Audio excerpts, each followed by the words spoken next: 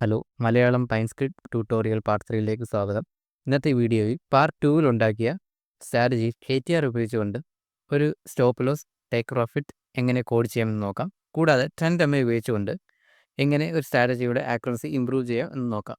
KTR എന്നത് വോളറ്റിലിറ്റിയെ കാണിക്കുന്ന ഒരു കാൽക്കുലേഷനാണ്.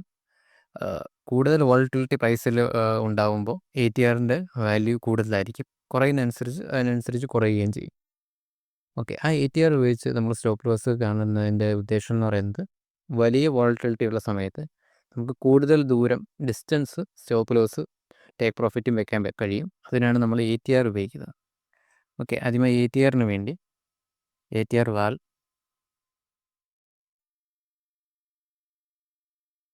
ഇപ്പോൾ 14 ക്യാൻഡിലിൻ്റെ ATR വാൽ കാൽക്കുലേറ്റ് ആണ് ചെയ്യുന്നത്. ഈ ATR വാല്യൂ ഒരു വളരെ ചെറിയ നമ്പറാണ്. അതായത് നമ്മുടെ ക്യാൻഡിലിൻ്റെ ഹൈറ്റ് ലോ ഡിസ്റ്റൻസാണ് ഇത് സത്യം പറഞ്ഞാൽ കാൽക്കുലേറ്റ് ചെയ്യുന്നത്. എന്നിട്ട് അതിൻ്റെ ട്രൂ റേഞ്ചും എടുക്കും. അതായത് അതിനെ സ്മൂത്ത് ചെയ്ത് എടുക്കുന്നു. അതിനെ നമുക്ക് മൾട്ടിപ്ലൈ ചെയ്തുകൊണ്ട് ഒരു പ്രത്യേക റേഷ്യോയിൽ ആംപ്ലിഫൈ ചെയ്തുകൊണ്ടാണ് നമ്മുടെ സ്റ്റോപ്പ് ലോസ് പ്രോഫിറ്റും കാൽക്കുലേറ്റ് ചെയ്യുന്നത്. അതിനായി മൾട്ടി TP. അടുത്തത് ATRൻ്റെ ലെങ്ത് നമുക്ക് അഡ്ജസ്റ്റ് ചെയ്യാൻ വേണ്ടി ലെങ്ത് ATR.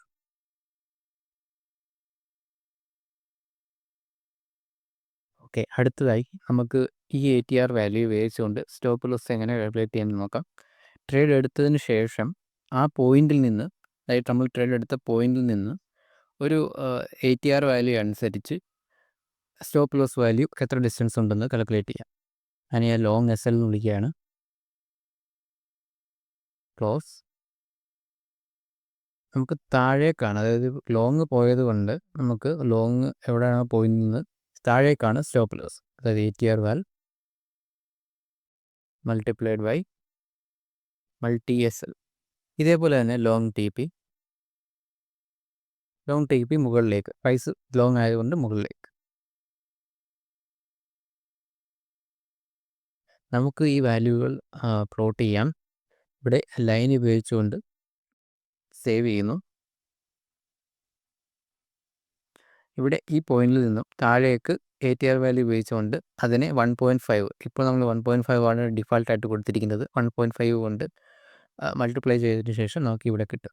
ഈ പോയിന്റിൽ നിന്നും ATR വാല്യൂവിനെ ഇൻറ്റു 3 ചെയ്യുമ്പോൾ നമുക്ക് ഈ ഡിസ്റ്റൻസ് കിട്ടും. അപ്പോൾ അത് ടേക്ക് പ്രോഫിറ്റ് ആയിട്ട് ആക്ട് ചെയ്യും. ഇനി ഈ പോയിന്റുകളിൽ ടേക്ക് പ്രോഫിറ്റ് സ്റ്റോപ്പ് ലോസ് എങ്ങനെ എക്സിക്യൂട്ട് ചെയ്യാൻ നോക്കാം.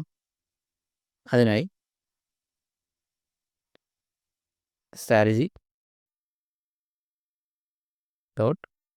എക്സിറ്റ് എന്നൊരു ഫംഗ്ഷൻ പറഞ്ഞു കൊടുക്കാം. അതിനായി നമുക്ക് ID വേണം, ലോങ് എക്സിറ്റ് എന്ന് വിളിക്കാം. അടുത്തതായി ഫ്രം എൻട്രി, അവിടെയാണ് നമ്മൾ ഏത് എൻട്രി നിന്നാണോ എടുത്തത് അതിൻ്റെ ID ആണ് കൊടുക്കേണ്ടത്, ലോങ്. അടുത്തതായി ലിമിറ്റ് എന്നുള്ളതാണ് നമ്മളുടെ ടേക്ക് പ്രോഫിറ്റ്, അത് ലോങ് TP. അടുത്തതായി ടോപ്പ് ലോങ് S. സേവ് ചെയ്യുന്നു. പിന്നെ നമുക്ക് കമൻറ്റും കൂടെ കൊടുക്കാം. TPSL ഇവിടെയുള്ള എൻട്രി ഇവിടെ എക്സിക്യൂട്ട് ആയിട്ടുണ്ട്. TPSL ഈ എൻട്രി ഇവിടെ എക്സിക്യൂട്ട് ആയിട്ടുണ്ട്. അന്നേരം വന്ന ചേഞ്ച് നിങ്ങൾക്ക് കാണാൻ കഴിയും. നമ്മുടെ സ്ട്രാറ്റജി ഓൾമോസ്റ്റ് 72% വിൻ റേഷ്യോയിൽ നിന്നും 39ലേക്ക് പോയിട്ടുണ്ട്. നമ്മുടെ സ്ട്രാറ്റജി ഇപ്പോൾ ടോട്ടൽ PNL നെഗറ്റീവാണ് കാണിക്കുന്നത്. ഈ കോൺഫിഗറേഷനിൽ മിസ്റ്റേക്ക് ഉണ്ട്.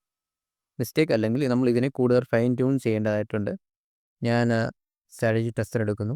ഞാൻ നോക്കാറുള്ളത് ആവറേജ് ലൂസ് ആവറേജ് വിനാണ്. നമുക്ക് ആവറേജ് വിന്ന് 0.011, 0.017.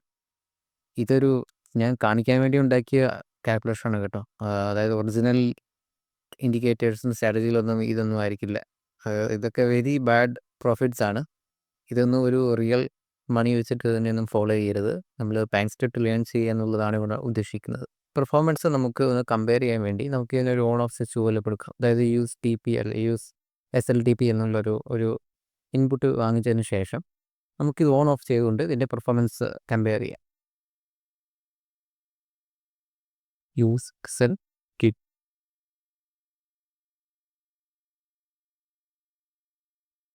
ഇവിടെ ട്രേഡ് എടുത്തതിന് ശേഷം ഒരു ഇഫ് കണ്ടീഷൻ എഴുതുകയാണ്. Use SLTP. ഇഫ് ആണെങ്കിൽ മാത്രം നമുക്ക് ഈ ക്ലൗട്ടിങ്ങും ഈ എക്സിറ്റ് ഫംഗ്ഷനും വർക്ക് ചെയ്താൽ മതി. അപ്പോൾ ഈ 2 കാര്യം എൻട്രി ബൈ എന്നുള്ളത് SLTP ഇല്ലെങ്കിൽ വരേണ്ടതാണ്. അപ്പോൾ അതിനെ അതിൻ്റെ ഔട്ട് ഓഫ് സ്കോപ്പ് നമ്മൾ എഴുതുകയാണ്, സേവ് ചെയ്യുന്നു. ഇപ്പോൾ ഡിഫാൾട്ടായിട്ടുള്ള ഫാൾസിലാണ് കിടക്കുന്നത്. ഇപ്പോൾ നമുക്ക് കാണാൻ കഴിയും സ്ട്രാറ്റജി ടെസ്റ്റർ എടുത്താൽ നമുക്ക് പ്രോഫിറ്റ്സ് വിൻ റേഷ്യോ കാണാൻ കഴിയും. ഓക്കെ, ഞാൻ ടിക്ക് കൊടുക്കുകയാണ്. അതിനുശേഷം ഉണ്ടോ വ്യത്യാസം നമുക്ക് ഡയറക്റ്റായിട്ട് കമ്പയർ ചെയ്യാം.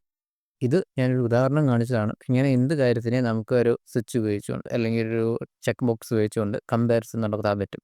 ആ കോൺഫിഗറേഷൻ ശരിയാണോ, ഇത് ഉപയോഗിക്കണമായിരുന്നു, ഈ ഓസിലേറ്റർ അല്ലെങ്കിൽ വില്യംസ് RSI ഇതിൻ്റെ കൂടെ ഉപയോഗിക്കണമായിരുന്നോ വേണ്ടേ എന്നുള്ളതെല്ലാം നമുക്കിവിടെ ഉപയോഗിക്കാം. അപ്പോൾ ഇങ്ങനെ കോഡ് ചെയ്യാവുന്നതാണ്.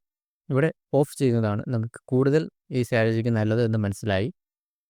ഇനി ഒരു ട്രെൻഡ് SMA, ഒരു trend MA, trend moving average ഉപയോഗിച്ചുകൊണ്ട് ഇതിനെ എങ്ങനെ ഇമ്പ്രൂവ് ചെയ്യുമെന്ന് നോക്കാം. അതിനായി ഞാനൊരു ഇൻപുട്ട് വാങ്ങിക്കുകയാണ്.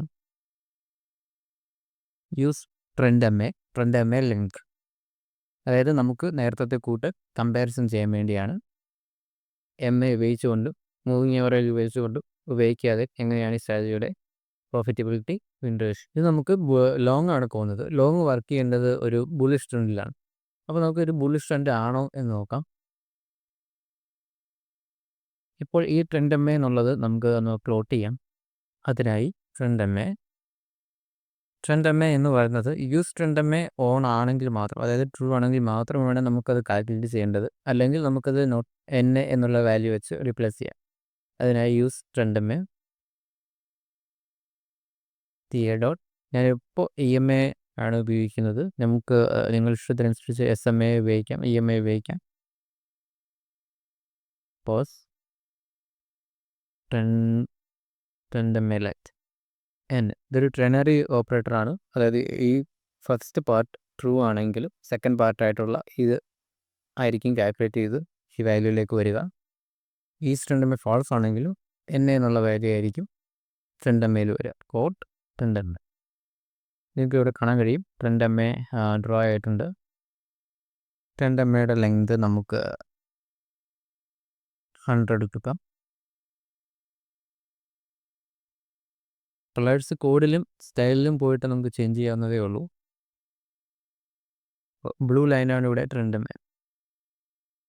നമുക്ക് ഈ ബ്ലൂ ലൈൻ നമ്മളുടെ പ്രൈസിന് മുകളിലാണ് ഉള്ളതെങ്കിൽ, അല്ലെങ്കിൽ ഒരു ഈ ഷോർട്ട് EMAയുടെ മുകളിലാണ് ഉള്ളതെങ്കിൽ ഒരു ബെയറിഷ് സിറ്റുവേഷനായിട്ട് അതിനെ കാണാം. തിരിച്ചാണെങ്കിൽ അതിനെ ഒരു ബുള്ളിഷ് സിറ്റുവേഷനായിട്ട്. അതിനായി ഞാൻ ഈസ് ബുള്ളിഷ് ട്രെൻഡ് എന്നുള്ള വേരിയബിൾ ഉപയോഗിക്കുകയാണ്. ഇവിടെ ഞാൻ യൂസ് ട്രെൻഡ് MA ഉണ്ടെങ്കിൽ മാത്രം കാൽക്കുലേറ്റ് ചെയ്താൽ മതി. യൂസ് ട്രെൻഡ് MA, നമ്മൾ ട്രെൻഡ് MA